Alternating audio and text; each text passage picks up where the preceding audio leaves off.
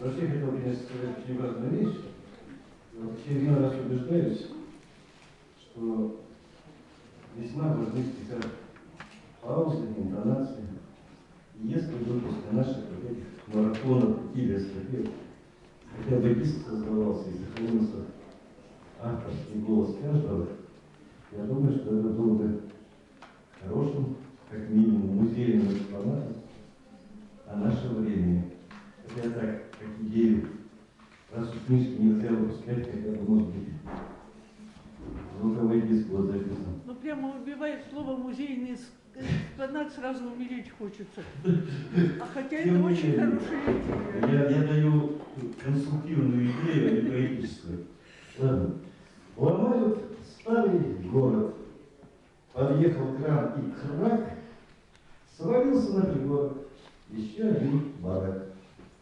Уже скрипит бульдозер, сгребая кучу хлама. Мир прошлого вывозит на свалку самосвал. Не жаль барачной жизни, скрипя на стекло. Жаль только старый дворик с качелями при нем. Стуча, гремят качели, я, грозный капитан, взлетаю без сомнений в открытый океан. А хрипло по-пиратски ору: карамба, бля, чтоб девочка в панамке услышала меня, чтоб девочка-песочница услышала меня. Не жаль барачной жизни, гони она огнем. Жаль только старый дворик с качелями при нем.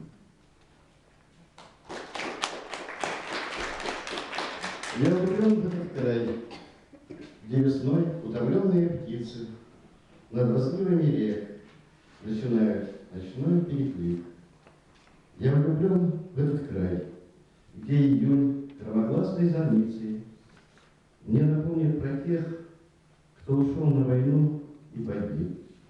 Я влюблен в этот край. Вот, ребята, не хватает. Где по осени гостю брусники, утоляю я жажду свою от общения с родной землей. Я влюблен в этот край, даже если померзлая в юге. Не хватает света.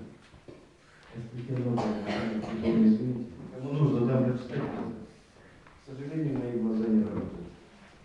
За 1000 лет до рождения Христова в далекой жаркой стране я шел усмирять непокорное слово, но ты улыбнулась мне. В холодные дни Рождества Иисуса я злобно бряцал мечом. Не мне подарила ты тело искусно, не мой обогрела дом. Года народы терялись бесследно, на силу имел приговор. На площади гордого града Толедо я первым разжег костер. А нынче в стране молчаливых росов я снова встретил тебя и шла босиком по июньским росам.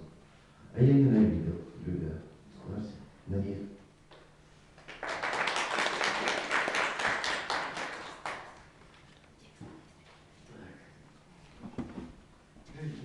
Жестко, а? С моими глазами. Я извиняюсь, конечно. Сирийские Мадонны. По улицам Алеппо, лягушеству в упрек, безбравный оркестра идет бессмертный полк, бессмертный русский полк. В печальном женском марше портреты, образа. Здесь каждый шаг молитва, здесь каждый шаг слеза, печальная слеза. И вековечной скрепой всех мировых скорбей солдатские портреты в объятиях матерей, восточных матерей, сирийские Мадонны в пиджабах и платках, бессмертный полк Алеппо проносит на руках. Вот для стихотворения небольшая предыстория. В феврале показали сюжет, где мусульманские женщины несут портреты чужих мужчин. И в первом ряду несли портрет моего альпинистского ученика из Воронежа, где был очень грустно. Маме беспомощно маленьким стать, на минуту, мгновенье, упасть на колени, отмыть, отмолить юный грех, Пока еще робкой, понятно лишь маме, измены, не дому, но храму недавних ребячих утех, где виснет в углу паутинкой незримой нетронутый смех. Пусть плач исповедный ударится эхом о стены, затем, угасая, растает в твоей доброте, но слезы не те, холоды, словно снег на щеке. И краска стыда не тревожит усталые вены, и путь впереди, бездорожье без вех, и короток век, и холоден век. На волосы падает снег, не тает. В прошлом году мама ушла, и я вдруг понял, что мы все стали без защиты перед вечностью. Между светом и тьмой по стране, между светом и тьмой по струне роковой, утомленной струне. Сквозь объятия неизмен, сквозь огонь перемен, сквозь непознанный страх. Путь в неведомый мне, невесомый покой, невесомых цепей, где насмешки теней, пыль вечных идей, пепел, прах.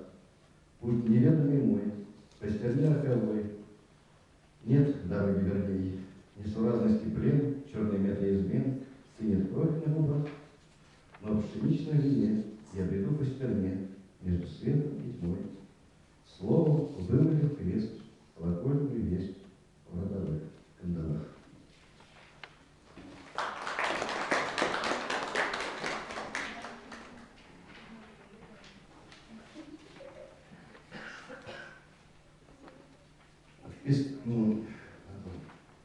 От креста наперстного до креста печального, годы, версты, от рождения громкого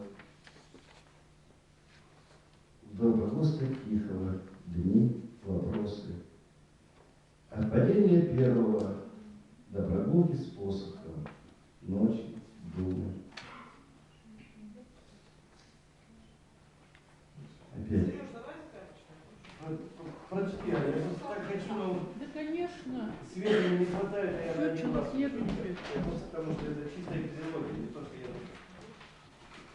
Мне очки не помогут, к сожалению. Это ракет. Да,